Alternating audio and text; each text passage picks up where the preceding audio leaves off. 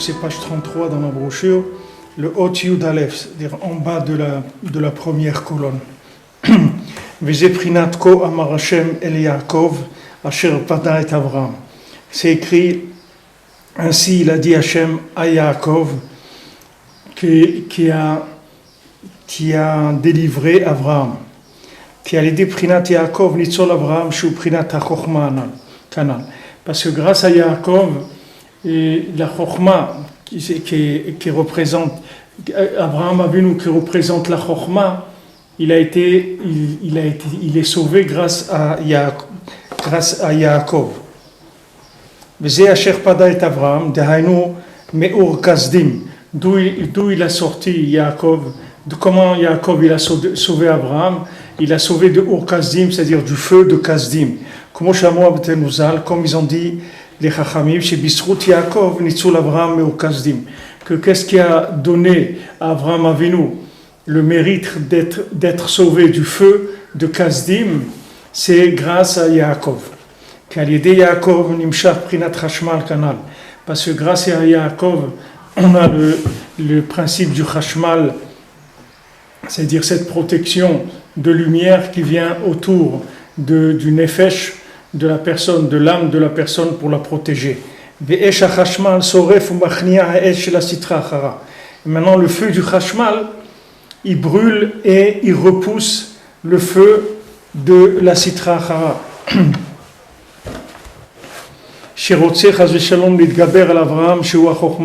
Qui veut chas v'shalom se renforcer contre Avraham Avinu qui représente la chokhma, la sagesse. Parce que comme c'est écrit dans Echeskel, ils sont sortis du feu et c'est le feu qui va les détruire.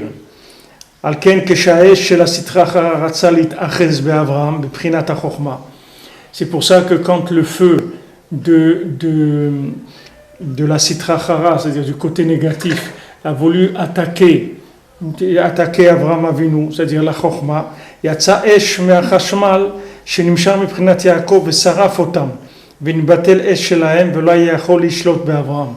Et maintenant il y a un feu qui est sorti du Chashmal et que ce feu-là, il a brûlé le feu de la Sitra Achara. Et donc ils n'ont pas pu s'en prendre à Avraham Avinu. Ki ma'esh yatz'u ve'esh tochlem kanal. Parce que c'est le feu ils sont nés du feu et c'est le feu qui va les détruire. V'zeprinat v'zacharti et beriti Yaakov ve'af et beriti Yitzchak ve'af et beriti Avraham ezkor ve'ad ezkor. C'est écrit et Hachem il dit je me souviendrai de l'alliance de Yaakov et celle de Yitzchak et celle de Avraham et de la terre aussi je me souviendrai. Ki shnei hamikdashot shehayu keneged Avraham ve Yitzchak nechrevu, parce que les deux temples qu'il y a eu, qui sont par rapport à Avraham et Yitzchak, ils ont été détruits. Ki kara shmira al-yedei prinat Yaakov, parce que toute la shmira, c'est-à-dire la protection, elle vient de Yaakov. Donc tant qu'il n'y avait pas Yaakov, le monde il était fragile. On dirait, il y avait dès qu'Avraham il est venu, Baruch Hashem, il y avait de la spiritualité, il y avait tout, mais c'était fragile. C'est que Yaakov qui a amené vraiment la force de s'installer d'installer la parole d'Hachem dans le monde. Avant, on dit que Avraham Avinu, on l'appelait une montagne, Yitzhak, on l'appelait le champ, et Yaakov, on l'appelle Baït. Alors, Yaakov, lui, il est arrivé à construire la maison Mamash. Avraham, c'était Har, c'est-à-dire que lui, c'était comme une montagne, c'est-à-dire qu'il fallait aller dans les montagnes, il fallait aller dans des endroits, c'est-à-dire la spiritualité, elle n'était pas encore installée dans les villes. Et Yitzhak, elle était dans un champ. Tandis que Yaakov, il s'appelle Baït, ça veut dire que Yaakov, il est arrivé à amener les notions spirituelles au niveau de la vie de chacun. C'est-à-dire il a fait descendre le spirituel au niveau de la vie de chacun, de manière à ce que chacun puisse avoir accès à Avodat Hashem, là où il se trouve. Comme c'est écrit, Hashem il dit Ki beiti bet tefila ikare lekol ha'amim, parce que ma maison c'est une maison de prière pour toutes les nations. Ça veut dire que quand Yaakov il est venu, il a construit une maison, mais une maison qui tient. Tandis qu'Avraham et Yitzhak, c'était le premier temple et le deuxième temple qui n'ont pas tenu, parce que le feu de Yaakov qui brûle, le feu de la Klippa, de la Sitra Achara, il n'était pas encore venu. C'est-à-dire Yaakov, c'est le Chashmal, c'est le principe du Emet qui donne le Chashmal, c'est la vérité qui donne cette protection de l'âme. Et cette protection de l'âme, elle produit un feu, si c'est nécessaire, qui va brûler le feu du côté négatif. Donc du moment où il n'y avait pas Yaakov, c'est-à-dire il n'y avait pas de Emet, c'est-à-dire un Emet qui soit viable pour tout le monde, parce que du Emet d'élite, il y en a eu dans le monde. Des élites, il y en a eu dans le monde. Mais les élites, ça sert pas aux gens. C'est pas comme ils disent en Israël. Avec ça, on va pas à la macolette, c'est-à-dire avec pas, on va pas à l'épicerie faire les courses. C'est-à-dire que maintenant, ce qu'on a besoin, c'est une vérité qui puisse être vécue par le peuple, par des gens simples, que chacun à son niveau puisse se connecter à Hachem, qu'on lui donne des outils pour arriver à lui aussi se sentir proche d'Hachem, servir Hachem, avoir de la émouna, avoir de la simcha, faire ses mitzvot comme il faut, etc. Alors ça c'est Yaakov qui a fait descendre ça au niveau palpable de chacun. Tandis qu'Abraham et Yitzhak, c'était comme des aventuriers, c'est-à-dire c'était des gens, pour les suivre, il fallait sortir de tout ce qu'il y a dans ce monde pour les suivre. Et Yaakov, lui, il a amené une vérité qui était viable par chacun là où il se trouve. Comme le Rabbi Nachman, il a dit aussi ça, il a dit, pour être un religieux, il n'y a pas besoin d'efkerut, c'est-à-dire on n'a pas besoin de vivre de n'importe comment. C'est-à-dire on peut avoir un travail, on peut être habillé proprement, correctement, et parler correctement, vivre correctement, tout, et être proche d'Hachem, servir Hachem. Il n'y a pas besoin d'avoir des styles artistiques pour servir Hachem. Il y a besoin d'aucune fantaisie pour servir Hachem. On peut vivre de la façon la plus simple possible, la plus commune possible, la plus effacée possible, et être très très proche d'Hachem. Il n'y a pas besoin d'être un original tandis qu'à l'époque d'Abraham et d'Yitzhak, alors il fallait être un original, c'est-à-dire que les gens qui servaient Hachem, c'est des gens spéciaux, ce n'étaient pas des gens communs. Il y avait la communauté des gens, et il y avait les gens qui étaient proches d'Hachem, qui étaient des élites par rapport au monde. Tandis que Yaakov, il a fait descendre la notion du service divin au niveau de la maison, c'est-à-dire à un niveau simple, simplifier les choses. Et Rabbi Nachman, il a simplifié au maximum toute la Avodat Hashem de manière à ce qu'elle soit accessible à chacun. Maintenant, quand on dit, la Gemara, elle dit que quand quelqu'un il interdit quelque chose, ou quelqu'un il permet quelque chose, alors la Gemara, elle dit Koach de Tera Adif, Rabbi Meir Balanes, il dit Koach de Tera Adif. La force de permettre, elle est plus grande que la force d'interdire. Parce que pour interdire, c'est pas difficile d'interdire. Mais de permettre, c'est pas facile de permettre. C'est-à-dire, pour permettre, il faut bien maîtriser la chose. C'est-à-dire, plus quelqu'un, il va être proche d'Hachem, et plus il va être dans le koach d'Etera, c'est-à-dire dans le côté qui va permettre, c'est-à-dire au monde. Il ne va pas essayer d'interdire et de créer des limites. Vous voyez des religions, le christianisme par exemple, c'est une religion où il y a les gens, ils n'ont pas le droit de se marier, ils ont des choses qui sont très, très spéciales, c'est-à-dire par rapport, c'est très fermé. Tandis que dans le judaïsme, il n'y a pas ça. Dans le judaïsme, un homme il peut vivre tout à fait normalement, être marié, avoir des enfants, travailler, vivre tout à fait normalement et être très très proche d'Hachem. Mais ça vient de Yaakov. C'est-à-dire Yaakov, lui, il a fait descendre la vérité au niveau particulier de chacun. Ça, c'est parce qu'il a amené cette notion de émet, c'est-à-dire cette notion de vérité. Quand on parle de vérité, ça veut dire qu'on parle de quelque chose qui est une notion large. C'est-à-dire plus quelque chose est vrai et plus c'est universel. Plus quelque chose a une notion est vrai, plus elle tend vers l'universalisme. Plus quelque chose est spécifique et limité, et plus ça va concerner un seul groupe de gens, et moins ça va être vrai.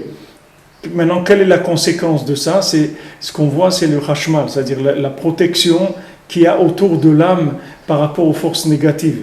C'est-à-dire plus la vérité, ça sera une vérité simplifiée, et plus cette vérité, elle va produire une protection autour de la personne qui va le protéger contre toutes les agressions extérieures, de manière qu'il ne soit pas tout le temps balayé par le moindre vent qui vient, qui va l'emporter.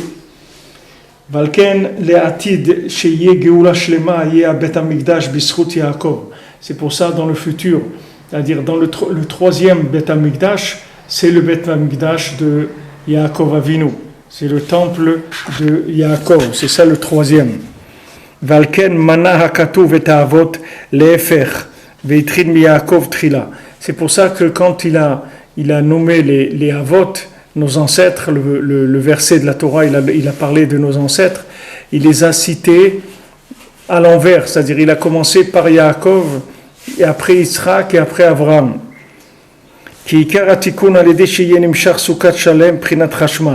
Parce que le quart du tikkun, le quart de la réparation, c'est qu'on arrive à ce qu'on appelle Sukkot Shalem, c'est-à-dire que la Sukkah Shlema, ça veut dire que la Sukkah, c'est la notion de comme on avait vu que la Ima Mesachechet Albanea, que la maman, elle vient couver les enfants. C'est-à-dire que les enfants, ils sont entièrement protégés par la maman.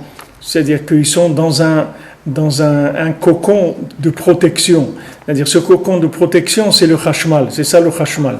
C'est-à-dire le principe du hashmal, c'est une notion, c'est-à-dire le nom, il est un petit peu comme ça, un petit peu spécial parce qu'on ne connaît pas, mais c'est une notion que le monde connaît, c'est-à-dire c'est pas une notion le nom, il est un petit peu comme ça, une consonance qui est un petit peu inconnue, mais cette notion du hashmal, c'est une notion que le monde connaît, c'est-à-dire par exemple le principe de la maman par rapport à son enfant.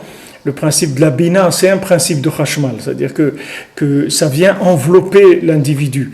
C'est pour ça que la notion de Yaakov, c'est une notion qui est inclusive, c'est-à-dire ça inclut tout. Le but du monde, c'est de s'inclure dans Hachem. C'est ça le but du monde. Maintenant, tant que quelqu'un il vit un judaïsme de façon artistique, de façon comme on dit ça, original, c'est-à-dire il veut être un original, alors c'est pas quelque chose qui a à voir avec Yaakov, parce que Yaakov, il n'y a rien d'original dans Yaakov. Qu'est-ce que c'est l'original de Yaakov? C'est qu'il s'inclut dans Hachem Be'emet. C'est ça ce qu'il a d'original, Yaakov. C'est qu'il s'inclut dans Hachem Be'emet. Et c'est Hachem qui va construire le troisième Beth Amikdash. C'est pas Yaakov. Yaakov, il va pas faire le Beth Amikdash avec ses mains. C'est Hachem qui va faire le Beth Amikdash. Pourquoi? Parce que Yaakov, c'est la notion de pouvoir faire descendre Hachem dans les niveaux les plus bas. C'est ça le principe de Yaakov, si vous voulez. C'est-à-dire chaque chose dans notre vie, on ne peut pas faire descendre Hachem dedans. Ça veut dire qu'on ne peut pas recevoir la protection d'Hachem sur cette chose-là. Parce que si par exemple quelqu'un dans la nourriture il dit non, moi dans la nourriture je peux pas faire d'efforts, moi il faut que je mange que quand j'ai envie, ce que j'ai envie et tout. Alors ça veut dire que maintenant il n'arrive pas à réaliser que le fait de se nourrir c'est aussi de la avodat Hashem. C'est-à-dire qu'il y a une présence divine dans la nourriture et dans le fait de se mettre à table et de se nourrir, il y a une présence divine. Et si maintenant je rentre dans cette notion-là, c'est-à-dire j'arrive à me mettre en contact avec cette notion de présence divine dans la nourriture, alors j'acquiers tout de suite la protection d'Hachem par rapport à cette chose-là. C'est-à-dire qu'il n'y a plus de forces négatives qui peuvent venir m'attaquer sur cette chose-là, parce que je me suis inclus dans Hachem. Tout le problème, c'est que les gens on présente toujours le service d'Hachem comme étant quelque chose qui est fait pour des religieux. On dit ça c'est des religieux, ça c'est des orthodoxes, ça c'est des. Mais c'est pas, je veux dire, c'est pas. il n'y a pas d'orthodoxie, c'est pas, la notion d'orthodoxie, ça veut rien dire du tout, c'est des notions qui sont des notions chrétiennes, c'est pas des notions juives. Il n'y a pas dans le judaïsme, il n'y a pas de notion d'orthodoxie, c'est-à-dire cette vision des choses-là, qu'il y a le juif traditionnaliste et le juif orthodoxe. Mais ça n'existe pas dans la Torah, un juif traditionnaliste, un juif orthodoxe. C'est un juif, c'est tout, il n'y a pas d'orthodoxie dans la Torah. Quand les gens ils disent « moi je ne suis pas orthodoxe », ça ne veut rien dire du tout. Qu'est-ce que ça veut dire que tu n'es pas orthodoxe? Tu mets les tefilines, ok. Tu mets un talit, oui. Tu fais Shabbat, oui. Tu fais. Alors qu'est-ce que ça veut dire je suis orthodoxe? Ça ne veut rien dire du tout. Si tu fais le Shulchan Aruch, tu es un juif, c'est tout. C'est tout, c'est ça qu'il faut faire, c'est être un juif. Ça veut dire que maintenant, la notion du judaïsme, c'est la pratique du service d'Hachem dans tout, dans l'argent, dans le rapport avec sa famille, dans la nourriture, dans la vision du monde, dans la parole, dans le déplacement, dans tout. C'est-à-dire que si j'arrive à être avec Hachem dans tout de suite je reçois ce chashmal, la protection, automatiquement. Et là où je n'ai pas de protection, là où je suis agressé par le côté négatif, il y a des gens qui disent mais comment j'arrive pas à m'en sortir et tout ça, j'arrive pas à me battre contre le Yetzer Hara. À chaque fois le Yetzer Hara il m'attaque et j'arrive pas à me battre contre lui. Tu n'arrives pas à te battre contre lui, ça veut dire que maintenant tu n'es pas arrivé à t'inclure dans Hachem, dans cette chose-là. C'est ça, parce que si tu t'inclus dans ces choses-là, tu n'as pas besoin de te battre. Voilà, Avraham Avinu, il est rentré dans le feu de Kasdim, il n'avait pas besoin de se battre, c'est Yaakov qui l'a sauvé. Ça veut dire la notion de Yaakov, la notion de descendre le judaïsme dans des notions simples et de le faire accepter, de le faire vivre et par des gens simples, c'est ça qui sauve le monde. C'est pas d'avoir des élites. Les élites, c'est beau à voir. C'est beau à voir, voir quelqu'un qui a fait des efforts énormes, qui est arrivé dans la Torah à des grandes choses, etc. C'est beau, mais seulement, c'est pas avec ça qu'on va à l'épicerie. C'est-à-dire quand maintenant, quand Jacob il se met à table, il a ses problèmes. Quand il rentre chez lui, il a ses problèmes. Quand il travaille, il a ses problèmes.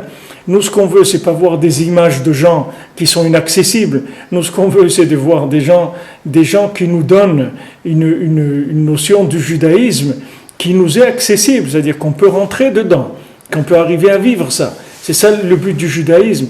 Et toute notre douleur, c'est qu'on a des zones d'ombre, dans lesquelles Hachem, on n'arrive pas à le découvrir dans ces endroits-là. Alors maintenant, quand on n'arrive pas à le découvrir, on est sans protection. Parce que dès que quelqu'un il a trouvé sa maman, ça y est, il est protégé, il se met dans les bras de sa maman. Et ça y est, il n'y a personne qui peut rien lui faire au monde. Il est protégé par sa maman. Celui qui trouve Hachem, c'est fini, il n'y a plus rien qui peut lui faire du mal. Parce qu'il est entre les mains d'Hachem, il n'est plus en train de se battre sur terrain ouvert. Il a une couverture d'Hachem. Il a une couverture, il est protégé. Le but, c'est de rentrer dans la connexion avec Hachem, dans chaque chose, de manière à recevoir la protection qui va avec. Donc ça, c'est la notion de Yaakov. Et contrairement à ce qu'il peut s'imaginer dans le monde. Mais Yaakov, c'est quelqu'un qui ne va rien faire. C'est-à-dire faire, il ne va pas faire. C'est Hachem qui va faire pour lui. Lui, il ne va pas faire. Le troisième Beth Amikdash, on ne va pas le faire. C'est Hachem qui va le faire pour nous. Pourquoi Hachem il va le faire pour nous? Parce qu'on sera inclus dans Hachem, c'est tout. Pourquoi une maman elle s'occupe de son enfant? Parce que c'est son enfant, parce que l'enfant il dépend d'elle. Tant que l'enfant il veut dépendre de sa maman elle va s'occuper de lui. Le jour où l'enfant il veut pas dépendre de sa maman elle peut plus s'occuper de lui. Si quelqu'un il veut être indépendant, sa maman elle peut pas s'occuper de lui. Mais si maintenant quelqu'un il est d'accord de dépendre de sa maman, de s'inclure dans sa maman, alors elle va s'occuper de lui. Ça, c'est la notion de maison, la notion de baït. C'est une notion de protection. Ça veut dire que c'est un endroit protégé. C'est-à-dire qu'on rentre le judaïsme dans une notion qui est protégée. C'est-à-dire qu'on n'est plus agressé par l'extérieur. Parce qu'on a une maison, on est protégé. Tandis qu'Abraham, il est dans la montagne. Yitzhak, il est dans les champs. C'est-à-dire que ce sont des notions qui sont ouvertes à l'extérieur. C'est-à-dire qui sont ouvertes au danger que ce monde-là, il peut troubler l'individu, il peut le faire se tromper, il peut l'amener dans des chemins de perdition. Ça vient du fait que son judaïsme, il n'est pas rentré dans la maison. Mais si son judaïsme, il est vécu de façon simple, c'est-à-dire simplifié, il est vécu simplifié de manière à ce qu'il soit entier dans son judaïsme, ça y est, il a une protection du Chashmal, qui vient de l'Anekoudat de Emet. Donc ça, c'est Soukat Shalem, c'est-à-dire c'est la Souka parfaite. La Souka, c'est quoi? C'est la maman qui couve l'enfant. Comme c'est écrit dans Bereshit, Veruach Elokim merachefet al pnei hamayim, que le souffle d'Hachem, il planait au-dessus des eaux. Rashi dit couver. C'est-à-dire le souffle d'Hachem, il couvre le monde. C'est-à-dire il est là, il couvre le monde pour celui qui veut rentrer à la maison, c'est-à-dire celui qui veut rentrer dans la maison d'Hachem. Et Prinat Yaakov, Validezeye Nishmar Haemuna, Prinat Shena, Prinat Laila, Prinat Yitzhak. Donc maintenant, Yaakov, il va protéger la notion de Yitzhak et la notion de Emuna, la notion de nocturne. Vezeu Af Beriti Yitzhak.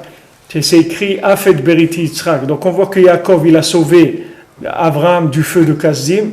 Il va aussi sauver Yitzhak dans la Emuna.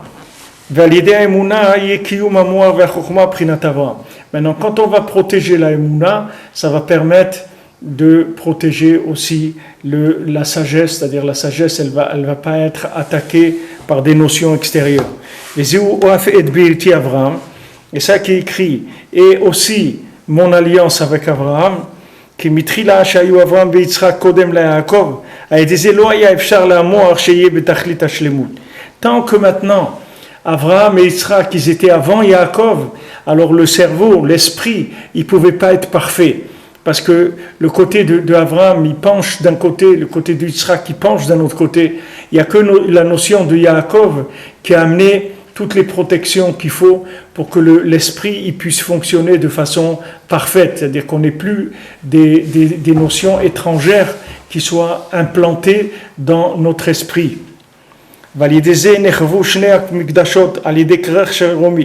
Et à cause de la ville de Rome ont été détruits les deux Beth Amikdash. Mais dans le futur, ce sera le contraire. Ça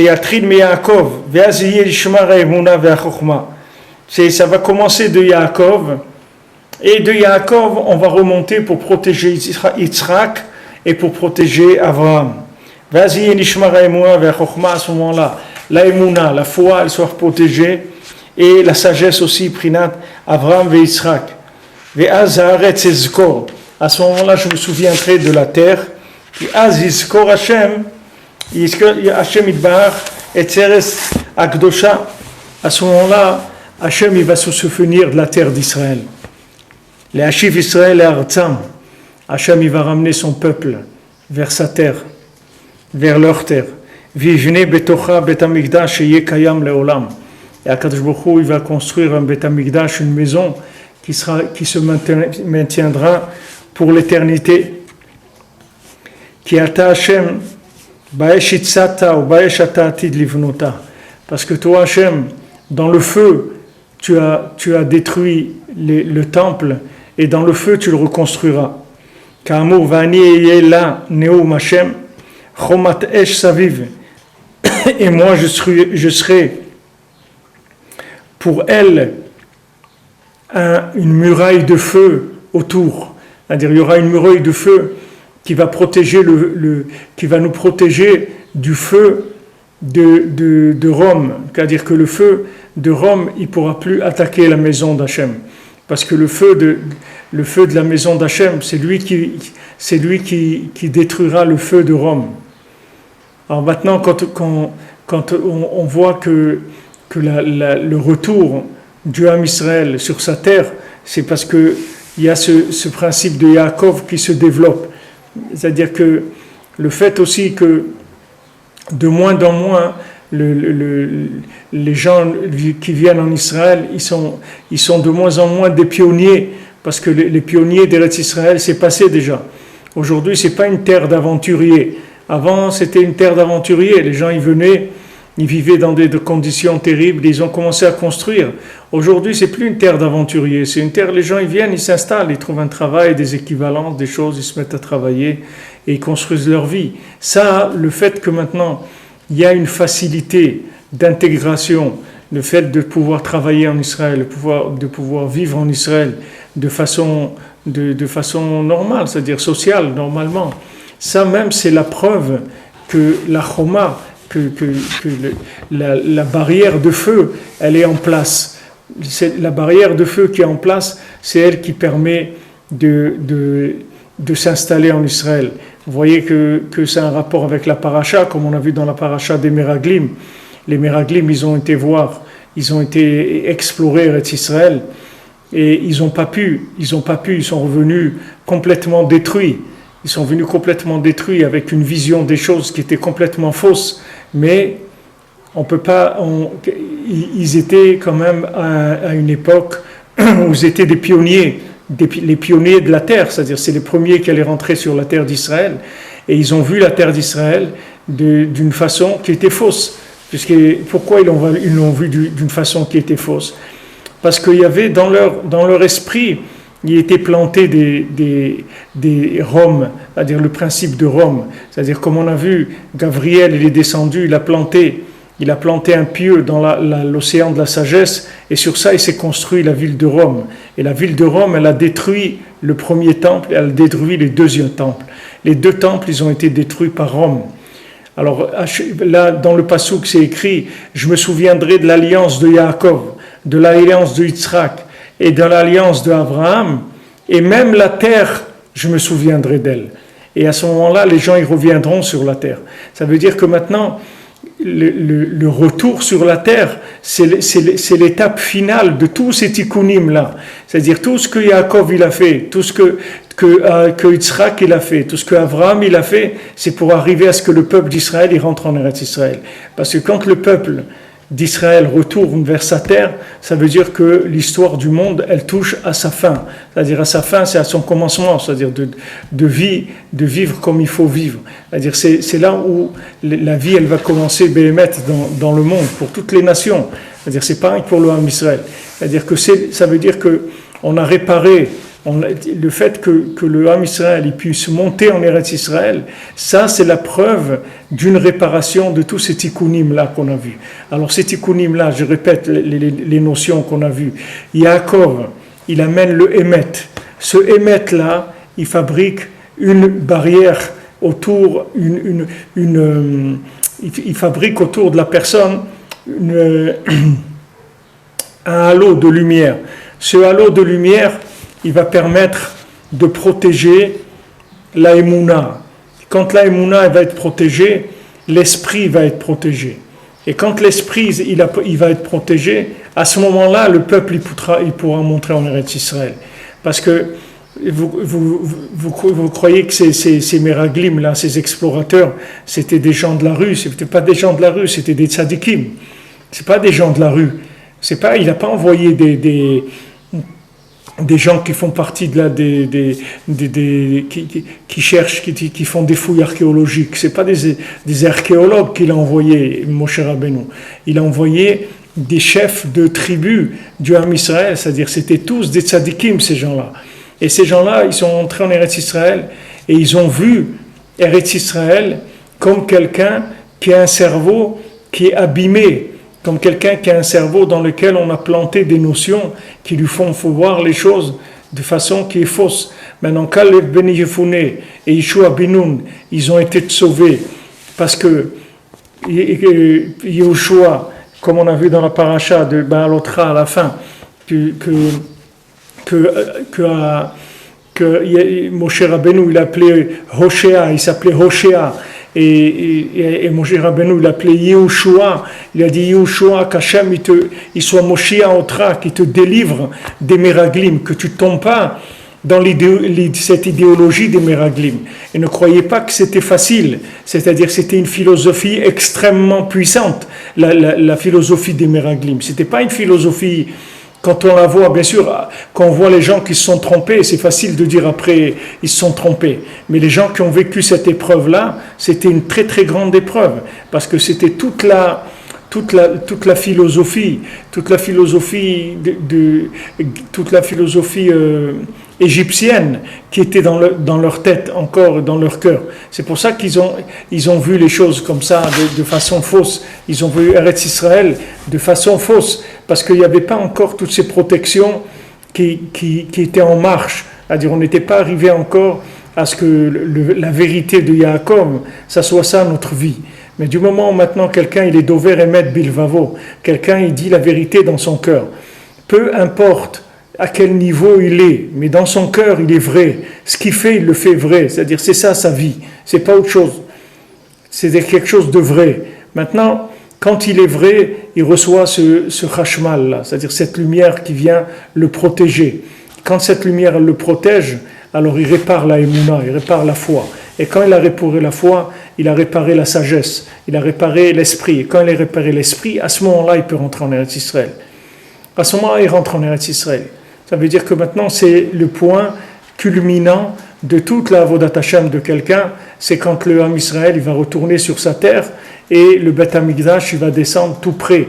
Hashem il va nous donner sa maison, elle va descendre toute prête. C'est-à-dire que le fait d'arriver à une réparation de l'esprit, c'est ça qui va faire que les choses elles vont se reconstruire, tout va se reconstruire, toute l'humanité entière, tout le monde il va se reconstruire, parce que du moment où les choses elles sont à leur place, alors tout est à sa place, tout dépend de ça. C'est-à-dire on a vu à Shavuot que quand il y avait Matan Torah, alors le monde entier il a été parfumé au moment de Matan Torah. Dans le monde entier il y a eu du parfum. C'est pas rien qu'à l'endroit où il y avait la Torah. Tout le monde entier s'est parfumé. C'est-à-dire qu'il y a eu des plantes aussi dans le monde entier qui ont poussé. Même les déserts, ils ont eu des plantes qui ont poussé à Matan Torah. Parce que du moment où il y a eu le don de la Torah, qui est le début de la construction de la maison d'Yaakov, c'est-à-dire quand on dit Beth Yaakov, la maison d'Yaakov, pourquoi on parle de la maison d'Yaakov? Ça veut dire qu'on a amené, comme les gens ils disent ça y est, je suis rentré à la maison. Quand les gens ils disent je suis retourné en Eretz Israël, les gens ils disent ça y est, je suis rentré à la maison. Mais pour entrer dans cette maison là qui est Eretz Israël, il faut rentrer dans la maison, dans sa tête déjà, c'est-à-dire dans son esprit. Son esprit, il faut qu'il soit à la maison. Son esprit, il faut qu'il soit à la maison. C'est pas Eretz Israël, c'est pas qu'un pays où un juif il vient pour habiter, passer, avec tout ce qu'il a dans la tête de notions qui sont fausses. Il faut qu'il sache que quand il rentre en Eretz Israël, il rentre à la maison. C'est-à-dire c'est sa maison. Qu'est-ce que c'est sa maison? Beti bet tefila ikarel kol ha'amim, c'est une maison de prière, c'est-à-dire c'est une maison de présence divine. C'est ça Eretz Israël. Mais pour ça, il faut que son cerveau déjà il ne soit pas contaminé par des présences négatives. Et ça vient de la vérité qu'il y a dans le cœur. C'est-à-dire la vérité dans le cœur, elle va permettre de construire la maison d'Hachem. Et à ce moment-là, les choses elles se font d'elles-mêmes.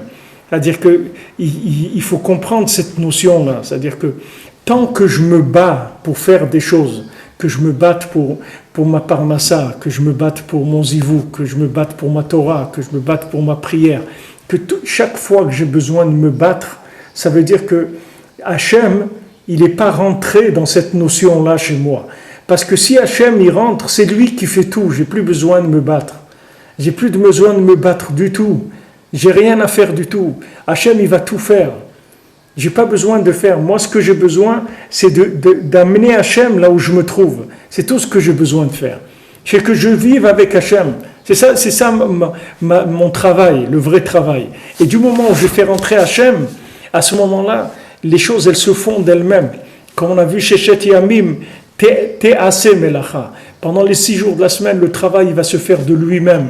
Pourquoi? Parce que du moment où j'ai eu Shabbat, où j'ai eu un jour où je me suis branché à Hachem, où je me suis mis dans les bras d'Hachem, c'est-à-dire je suis rentré dans la bina, dans l'amour d'Hachem, c'est-à-dire je vis avec Hachem.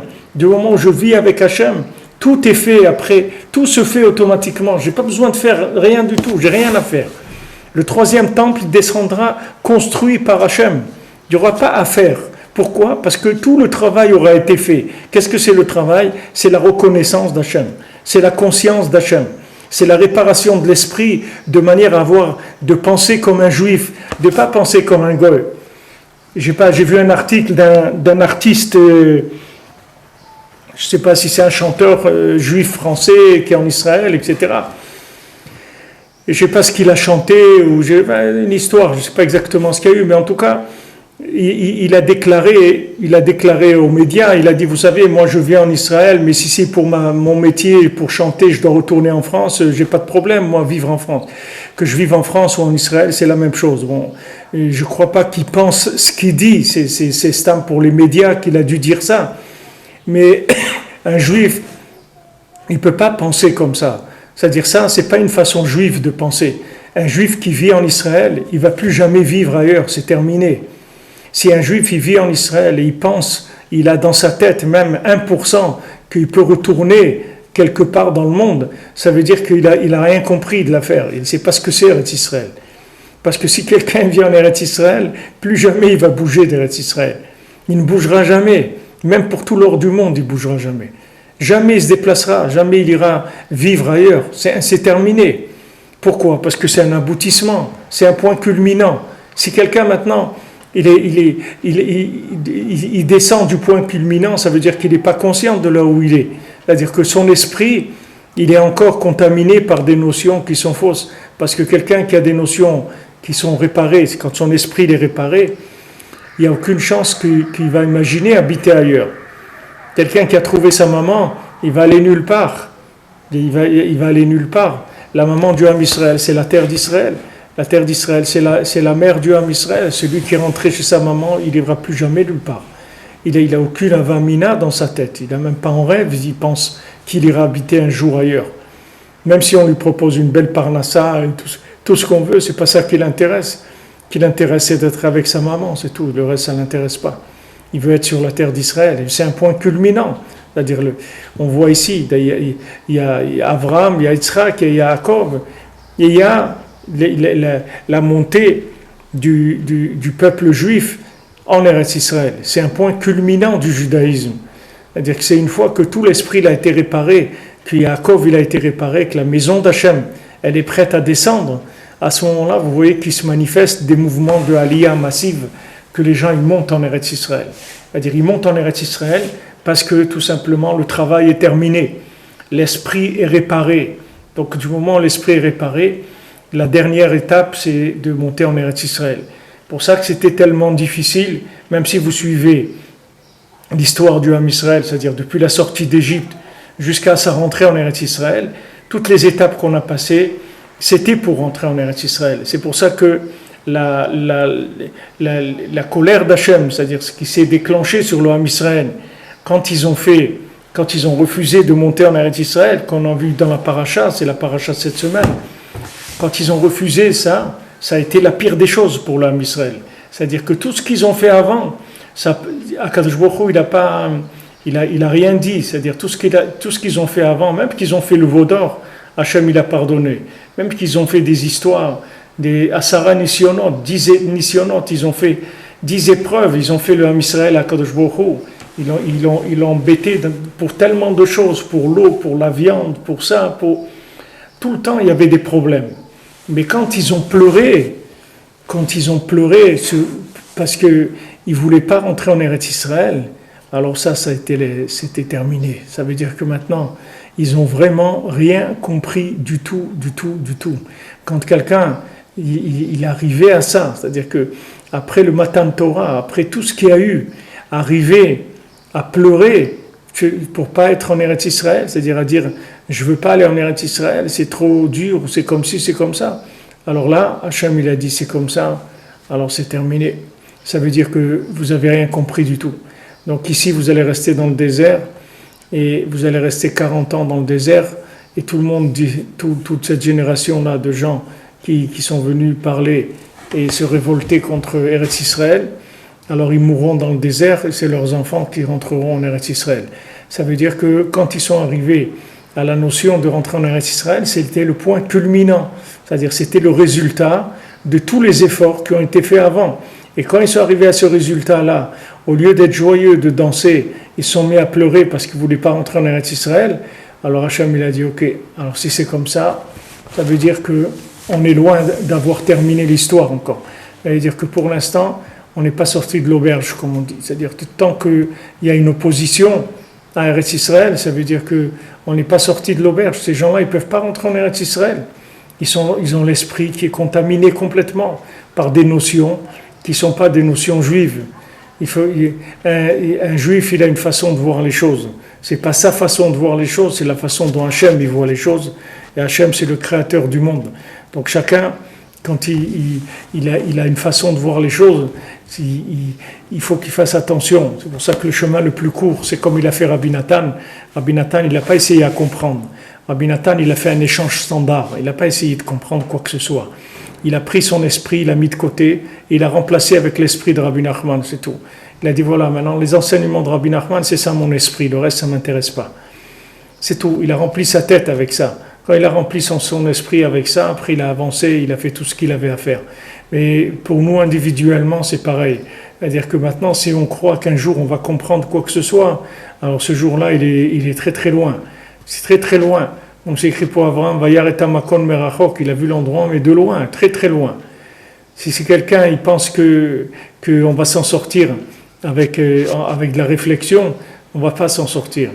On va s'en sortir que par inclusion dans la vérité. Il faut s'inclure dans le vrai. Il ne faut pas penser, il ne faut pas adhérer au vrai avec ma compréhension. Parce que même si j'arrive un jour à comprendre et à adhérer à des idées avec ma compréhension, je reste toujours en dehors. Parce que c'est toujours moi qui comprends la chose et qui avance vers la chose. Il faut que la chose, elle me prenne. C'est pas moi qui dois comprendre la chose. La chose, elle doit me prendre à moi. C'est pas moi qui dois la comprendre. Moi, je dois faire en sorte d'être inclus dans la chose. C'est tout, j'ai rien à comprendre. Quelqu'un vient en Eretz Israël, il n'y a rien à comprendre du tout. Il faut que la terre, comme on dit, Ochelet Yoshvea, c'est une terre qui mange ses habitants. Elle doit te manger, la terre, c'est tout. Laisse-toi manger par la terre. Laisse-toi manger par la Emouna, Shchoneretzo et Emouna. Laisse-toi manger par la terre, manger par la Emouna, et tu vas te transformer. La terre, elle va te transformer entièrement. Rabbi nous dit que la terre, elle transforme, la terre d'Israël, elle transforme l'individu. Le tzaddik, il est comme la terre d'Eretz Israël. Le tzaddik, on l'appelle Afar, comme Abraham Avinu l'a dit, Ve'ani, Afar va efer. Moi, qu'est-ce que je suis? De la terre, de la poussière. C'est ça que je suis. Le tzaddik, c'est de la terre. C'est-à-dire qu'il transforme tout. La terre, vous mettez une graine dedans, ça devient un fruit. La terre, elle transforme les choses. La terre, elle fait que la chose, elle devient autre chose. Maintenant, un grain de pomme qui va donner un pommier, qui va donner des pommes, comment vous voulez que ce grain-là, il va comprendre qu'est-ce qui va se passer avec lui? Il ne peut rien comprendre du tout. On le met dans la terre, il dit merci, et il voit qu'il commence à pourrir dans la terre. Il commence à pourrir, à se décomposer. Et au moment où il se décompose, après il commence à pousser quelque chose. Et ça va donner un arbre, ça va donner des fruits et des milliers de fruits qui vont sortir de cette graine-là. Mais quand c'est dans la graine, on ne peut pas savoir ce qui va sortir de ça. On n'a aucune idée. On ne peut pas comprendre ce qui va se passer.